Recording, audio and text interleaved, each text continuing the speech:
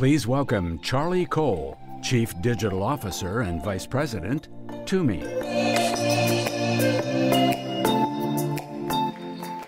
Hi, everyone. And so, in the words of Monty Python, now for something completely different. So I'm really glad that both Laura and Elysian kind of teed it up with really kind of tactical, a lot of stuff that you can take home and do instantly. I'm going to try to do something that this is stuff that you have to do over a really long period of time and think about it more from like a strategic and even cultural perspective. And reason being, I joined TUMI in January. And for those of you guys that don't know TUMI, the brand, we're a lifestyle travel brand. We've been around for about 40 years. And as a stranger to it culturally, it was a really interesting transition for me, and it got me thinking a lot about, you know, what can I learn from this experience about being the quote-unquote new guy and apply it on an ongoing basis. And so first, when you're thinking culturally, I think one of the hardest parts to do as an individual is be aware of your individual biases.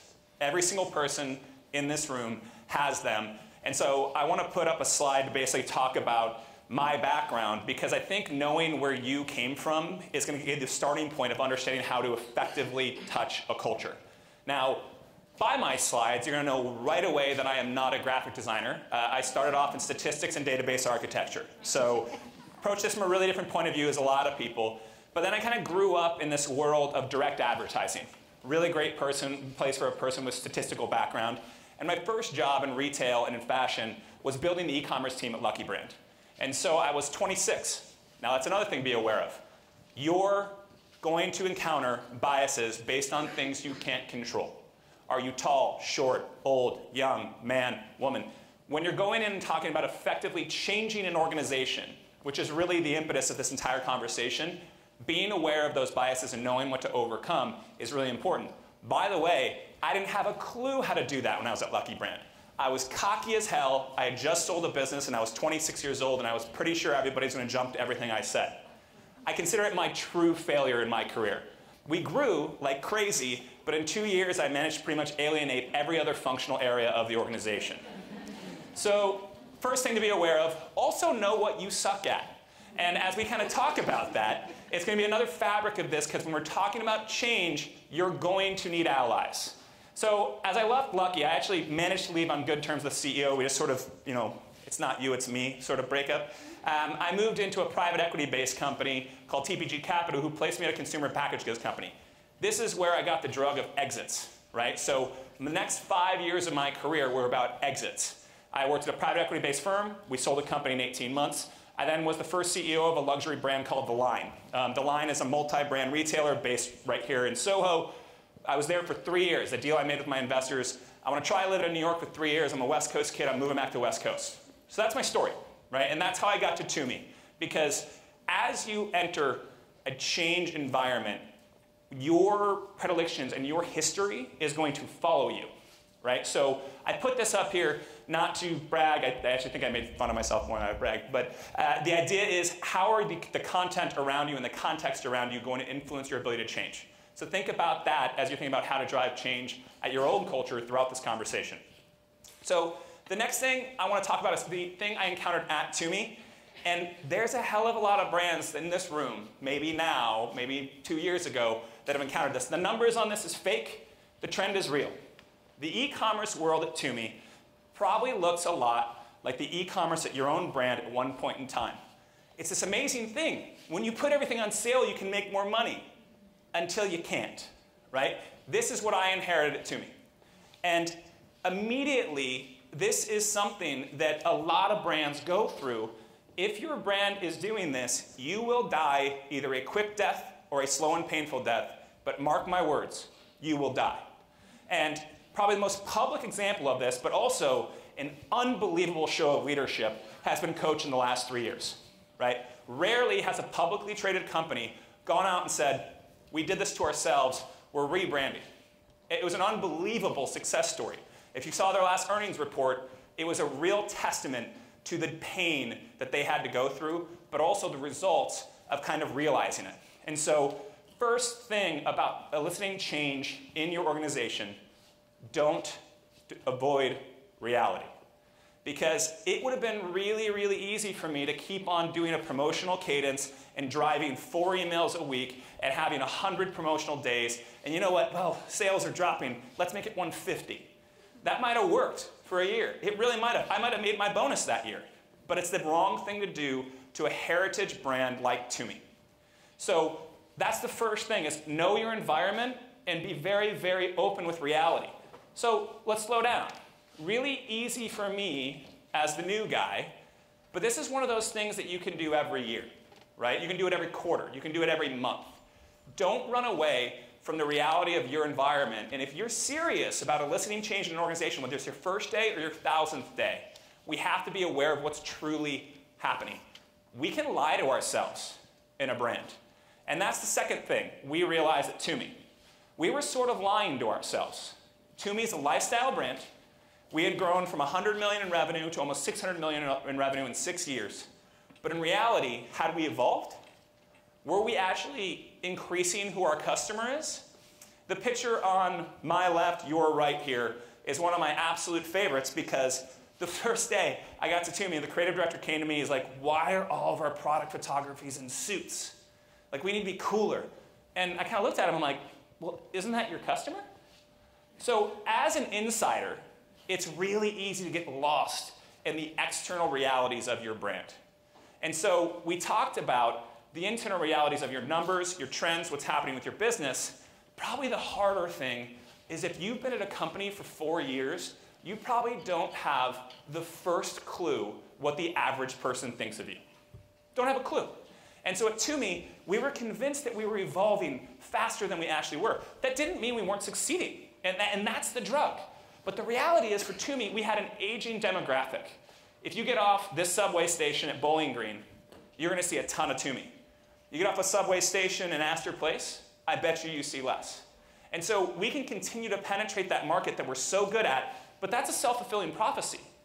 That demographic is going to age out, it's going to change, they're going to move up financially, they're going to move down financially, they're going to change jobs, they're not going to have a corporate job. We can't predict all of those macro things, but the reality is, one thing we can predict, we had to evolve the idea of what our brand was. And so for me, my role at TUMI as the Chief Digital Officer, I saw digital globally. So we have 26 websites, we work with Amazon, we work with Zalando, we work with Tmall, we work with Rakuten, you name it, we work with them, all that rolls up to my P&L.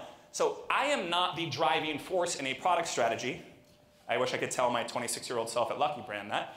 But I knew that it was my job to figure out how I could help evolve the brand. And so the other piece of advice I'd give you, it's probably more important, not on your first day, but on your 600th day. How do you get unbiased advice about what people truly think of your brand? Because part of your job as a corporate culture is to drink the Kool-Aid, right? You need to support the design. You need to support the product. We're always the best. We always will be the best. But if you're not listening to people who frankly don't have a vested interest in saying it's awesome, you're going to be in trouble. And so I really kind of looked at this from a perspective of, who do I need to make friends with? And this is something that, it sounds a little shallow when I say it that way, but your organization and culture probably changes over quite a bit. There's new hires, there's new positions, there's new ideas, there's new things like, hey, the head of marketing, do they oversee social media, or is that under brand? I mean, I don't really know. Understand who the key collaborators are in your world, and make sure you think about it every month, right? It's easy for me on my first day to come in and say, okay, I'm one of 6 people who report to the CEO. Who are the other 5? That's not the thing here, right? One of the things is keeping your head up at your company, because the people that are going to influence your job on a day-to-day basis are probably turning over really fast. And the biggest mistake you can make as a marketer, as a merchandiser, as a technologist, as a creative, as an operational lead, is to alienate everyone else around you and just focus in your department. And I think this is something, we're all really busy, right? It's a really hard thing to do. I'll tell you a really quick anecdote. I was about 2 months into my job at Lucky when I was being a jerk, and my assistant came up to me and said, Charlie, we got to talk. She'd been at Lucky for 8 years. And she said, you know, everyone who works with you loves you and loves working with you, but everybody else in this company thinks you're mean. And I looked at Liza and I said, well, why? She's like, well, yeah, because I work with you every day. I know you're awesome. But when you're not working, you're going to your other meetings like this, and your head's down, and all you want to do is work. So these kind of real emotional, personal connections in your office are going to help you drive the change you need. And it seems superficial. Right? It seems like I should want to go to each meeting really quickly, and it seems like I should be head down and working 60 hours a week. That's all well and good, but if you don't have personal relationships across your organization, you are doomed to fail. Doomed to fail. If you look at the tech department and be like, well, they just do what I say, and I hope it gets done. I just hope the website stays up. They're not going to be there when you need them. And so I think it's something very important that it's not about who your immediate peers are. Like I said, it's not about me getting to know those 5 other people and sucking up my CEO. It's me getting to know as many people as possible, because they're going to help me in ways that my immediate circle, all the folks that report to me, remember those biases that I talked about? I want people outside of the immediate circle I work with. And for you, if you've been in a company a week or 100 days, ask yourself if you know who started at your company in the last 10 days. If you don't, there might be an opportunity there. We learned that our project manager, the person driving our tech funnel, was a photographer, and she was really good.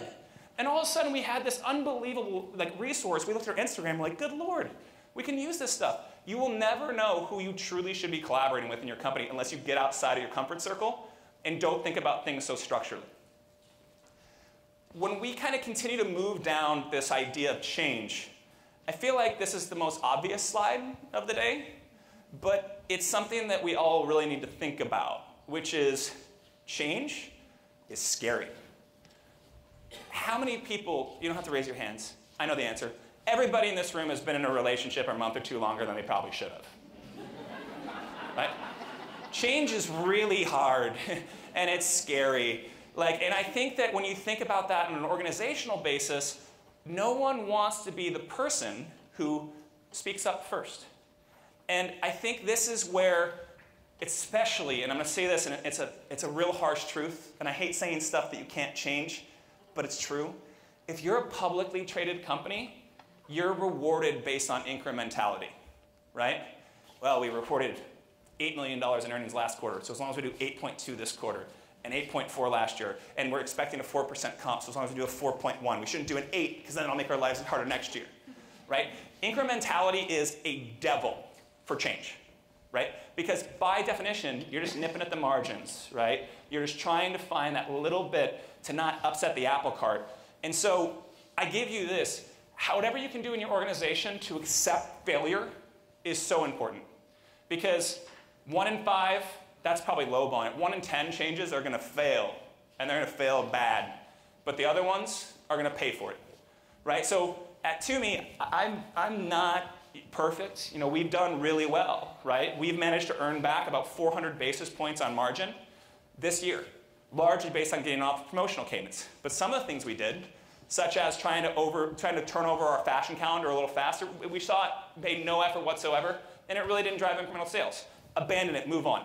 Right? But when you're about to try to make a change in your organization, do not underestimate this idea. And going back to this macro environment, if you're in a publicly traded company, it shouldn't be true, but it is true. Major risks can have major ramifications to short-term valuation, which can get people fired. I wish that wasn't the case, but knowing the macro factors around you are really important when you're about to drive change. So I wanted to at least kind of talk a little bit about a less sort of fanciful, cultural stuff, and talk about what we did at TUMI that was a lot of fun. So I came in, and everybody was asking, the stores are mad at you, why can't the stores get credit for your sales, and blah, blah, blah, blah, blah, and the word omnichannel and all that stuff. And so we started having a conversation about how should we be aligning store comp? How should we be aligning store comp? And I stop and ask you, if you've been at a company for 3 years, is the answer the same now than it was 3 years ago? Probably not, right? Because if my bonus was entirely related to my e-commerce P&L, the first thing tactically I should do, get rid of the store locator. That'd be really dumb. So how do you align compensation? This is a conversation you should have. And in store comp, it's really simple. It's what we call a last click model. Laura alluded to attribution. Typically, store compensation has nothing to do with attribution. Person comes in, did you close them? Conversion rate, AUR, blah, blah, blah, blah, blah. In reality, what we did is we blew it up. We now incorporate lifetime value and net promoter score into how we compensate our store associates. And it was easy because I was the new guy. But it's easy for you to have these conversations as well. Everything's changing. We talked about content marketing. Are you the type of brand that should reward your store associates if they have someone who posts on social while they're in the store? I don't know, but have the conversation because it's changing constantly. It was a really cool thing we did within like 2-3 months. Paid search basics. This was the funnest one. Probably happening in your companies right now. If you're the person managing your digital marketing in your account, when was the last time you looked at your branded keyword strategy? Sure, you changed the site links, right? If somebody bids J. Crew or MAC Cosmetics, maybe you change the 4 things underneath it, but chances are you bid at $15, right? And you just want to be at position 1.0 the whole time. Me, I come in and say, hey, look, who's in position 1.1? Lower the bid until we lose. Right? I don't know if anyone from Google is here, but the old adage of, well, you win if you're 1 cent higher than the person below you is total crap. It's not true whatsoever, and I proved it when we were at TUMI. So sure enough, we bid it down. Our cost per click goes from $1.25 on the keyword TUMI to 57 cents. And at 57 cents, we're losing to Amazon. I call Amazon. I'm like, hey guys, the only people getting rich is Google. Let's lower our bids. You can do this today, right? But when you get into a culture, you forget about all these tactical basics and you just let stuff go. That saved us $600,000 a year. I have incremental marketing dollars that I can now play with and fail, right? Because I need to free that budget up. But ask yourself when the last time you looked at this stuff was. It's a really important question. Decreasing email cadence. This one was easy. TUMI was sending 4 emails a week no matter what to everybody on their list. If you're doing that, stop it. 4th bullet point, integration of new CRM. In order to do a lot of this other stuff, such as encourage in-store clienteling, I'll give you a real example, more tactical. We launched an exclusive online collection called Voyager Leather. Voyager is our core women's collection. It had only been in our kind of Alpha Ballistic, which is our classic, what TUMI is known for, that vinyl-y stuff. The Voyager Leather crushed it. It sold out. Great, we need more online exclusives. That was one part of it. But what was really cool is they decided to carry it in 20 stores. Now I have a CRM that says, hey, 20 stores, reach out to these people who clicked on the email and are within 10 miles of your store and offer them to come in and see it. Now they're A, motivated to do that for compensation, B, they have a technical ability to do it, and C, we already know the customer's interested. We could not have done that without the systems aspect of it. So changing systems. Do you have the systems to do your job, right? I get to ask that on day 1. You should ask it every month, every quarter. And then finally, launch of a planning calendar. Take this more globally. Is the stuff you're looking at on a day-to-day basis still the right stuff? Are your processes still the same? Are the people you're interacting the right stuff? I was fortunate because everyone came in and said, we have no idea what's going on, right? So I had a distinct problem to solve. You probably don't really know that, and there's probably like 30–40% of the people around you that are just like, this isn't helpful. Like, this meeting doesn't matter anymore. Are you asking the right questions? Are you talking to your boss? Are you talking to the project manager that's managing it? Ask yourself those questions, and that's kind of where this thing comes full circle for me. Because this was really easy as the new guy, right? It's really easy, and it's frankly very natural, right? When you're new, you're there, unless it's a brand new role, you're there because something's broken or something wasn't working, right? So people expect you to drive change. And people expect stuff to change. And more importantly, and maybe the most important, is the people around you are excited for change. And that's sort of the reality between being there on day 1 and being there on day 200, right? But what I've really started to think about is, from a process perspective, what should we systemically be reviewing every month, every quarter, every year? So I'll tell you one thing that's going to happen. We're going to look at store compensation every year and ask district managers, is this right? Because I'll give you a great example, going back to kind of graphic design and UI, UX. 2 years ago, every person in this room thought that tablet strategy was the most important thing. And it's just not, right? Now, 2 years from now, is it going to be chatbots? Great question. Maybe. Do I need to incorporate it in my compensation plan right now? Probably not, right? Do I want to motivate my customer service team to jump right in and try it? Yeah. Should I change their compensation yet? Probably not. Laura's presentation, a bunch of stuff that probably wasn't involved in a compensation plan in 2008 or even 2011, but now it's probably something that's really important to a marketing team. So that's something that I'm going to look at yearly, monthly. Monthly, I want to review every group meeting we have and say to the people that are the direct reports to me, are these the right meetings? Do we have the right people in it? Challenge yourself. Challenge me. So ask yourself that question. What is something you do that you should be reviewing more than you actually are? And I kind of throw some up here to sort of sum it up. You know, I talked about meetings quite a bit. I talked about I didn't talk about contracts. As the new guy, every single external partner, if you're one of the people sponsoring this, if you could cover your ears, that'd be great. Every single partner probably has an auto renewal in their contracts. Do you know who does and doesn't? You should know that. And you should review it every quarter. Because if they have one coming up, let's just talk about this. A typical contract's like 2 years, right? Everybody know what Moore's Law is? Moore's Law is technology doubles every 2 years. So if you signed a contract 2 years ago with a client or a vendor, chances are their contract's out of date by 2 years. So I think it's really easy when you're new. You're supposed to look at all new contracts. But when was the last time you looked at yours? Has it been 6 months? Do you know when your auto renewals are coming up? Because that's a really important thing. And it's not something that happens naturally. Maybe your predecessor signed it and you don't even know about it. How often should you be looking at your contracts?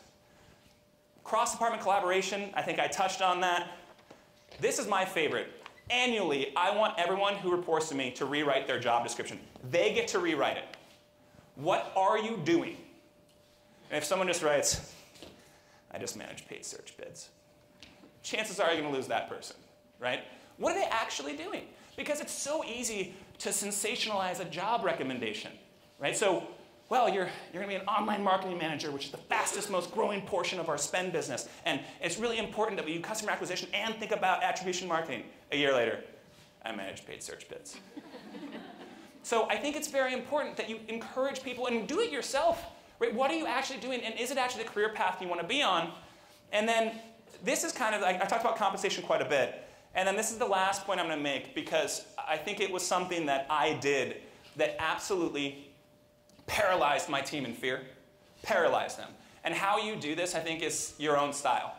I took this personality test called the Harrison, right? I'm not a big personality test guy. I never had been until I took this test. And I got the results back, and I was just like, oh my God, they pegged me. Like strengths, weaknesses, things to be aware of. The coolest part about it, everything was sort of on an XY, and it basically said, well, here's where you rank, and when you get pissed, here's what happens. Right? It tells you your flips. Shared it with my entire team on day one. Do we have to do that yearly? Maybe. Do we have to do it every other year? Probably. Right? Like, how am I going to evolve? Because I think being very conscious of your flaws and being conscious of who you are is one thing. Having everybody else do it, they're going to do it 2 ways. They're going to learn the hard way, right? Which is when you're at your worst. Or they're going to learn through kind of a process and through osmosis. And so, I guess in summary, I think a lot of this stuff came really naturally to me as like first day stuff, and I hadn't been in corporate culture in a while. But I challenge everyone into this room. There's the tactical stuff, and if you want to riff on it, and if you want to like kind of talk to me and say, hey, what were all the things you realized were broken day one that I should look at right now to impress my boss? That's half the battle, and tactics are important, which is why I included that slide. I think thinking about how you're changing your environment as opposed to just like riding around the current of your culture is a really challenging thing. And it's something that when we come to stuff like this, we come away and we learn all this stuff about Instagram and we are better day to day at our job, but we're not necessarily influencing our culture. And so I urge you to all think about it. It's a really fun to think about, is that if you went back to your desk and it was your first day at your job, what would you do? Any questions? And feel free to ask me after if you don't want to ask me now. It's all good. Hi. Hi. That was a great talk, thank you.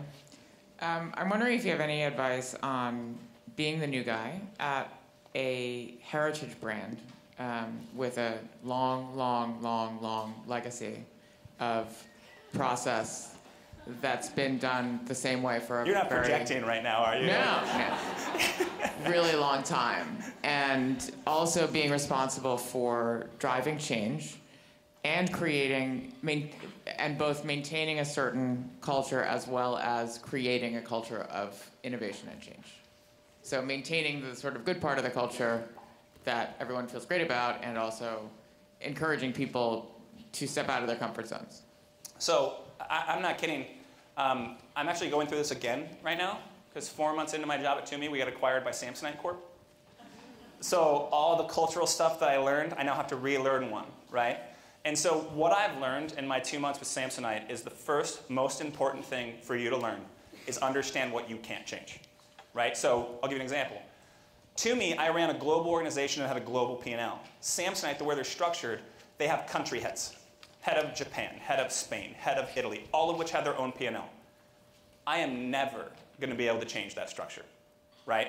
So I have to learn how to kind of evolve my thinking and kind of drive the change I want within those boundaries. And so that's where I would start, right? And it's taken me about 2 months, maybe like 4 weeks. Like going in, you come in with your biases. You're like, our structure is the best. Global digital is working. We have great product strategy around the world. I came out with Samsung. I'm like, that's never going to work.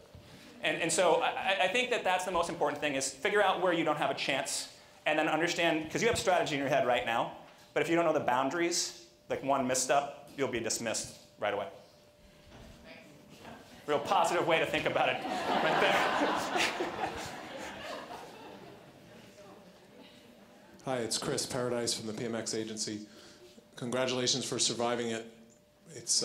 Change is tough, but we're all in the business of changing, whether we're in our own organizations or helping others facilitate change. It is a tough business, and a lot of it's imposed on us, and I guess the question I have for you is, how do you decide where to focus first, and where are you getting your inputs? You look outside, you look inside at yourself, your own brain, your own perspective.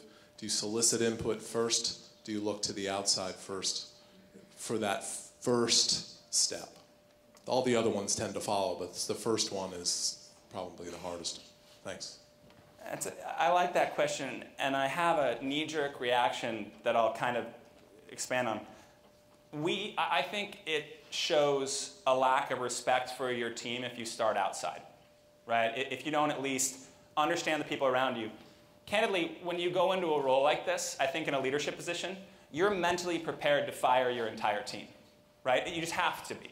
But what I was the thing that I was most delightfully surprised at, I didn't have to let go of a single person, right? Because you assume there was failure, therefore there are problems in both the strategy and the tactics. I think that's a fair assumption to make.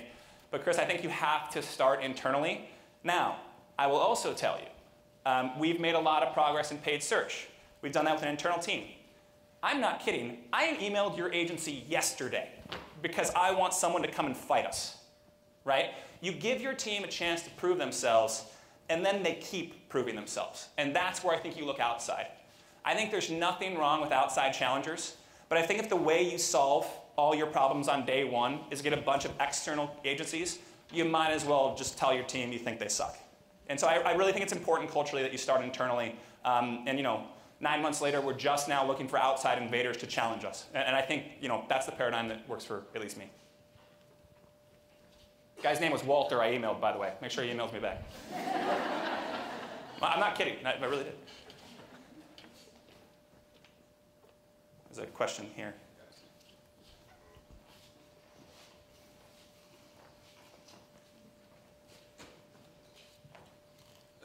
Charlie, you mentioned change. Chief Digital Officer, you're one of the few people in the world to ever hold that title.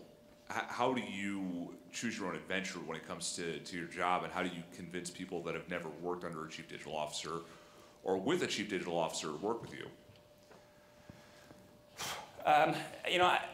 So the Chief Digital Officer title is a really good point, and I think the only way I've had any success is that it did permeate from the top. Like our CEO basically said to the entire company, look, this is a focus. None of you know how to do it. We're going to find someone who does. Now, to answer your second question, I think digital in particular is an area where you have to have the chops, right? And you have to be able, like, look, I'm not going to be able to do everything. Like, I don't know how to manage like news credits as a vendor. I don't know how to manage very well in the Facebook Ads Manager, but I'll go shot for shot in CRM and paid search all day long, right? I think that sort of chops gives you a little bit of ethos when you come in there.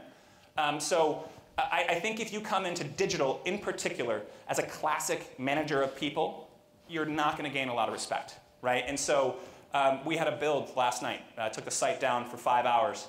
It was down from midnight to 5 a.m. I took shifts with my team, right? I think in that environment where you're destined to have typically a younger workforce, says the 34-year-old guy, but I think it's important that you walk the talk, because other roles, to your point, have been around for 30 years. So people have learned how to do them, and they can be a chief marketing officer. And they might not understand how to pull levers in Facebook Ads Manager, but they don't have to, right? Because they've gotten to see, they've gotten to learn, they've gotten to fail. I think digital as a managerial style is still something we're learning how to do. So I think it's very important you get in there and kind of get dirty.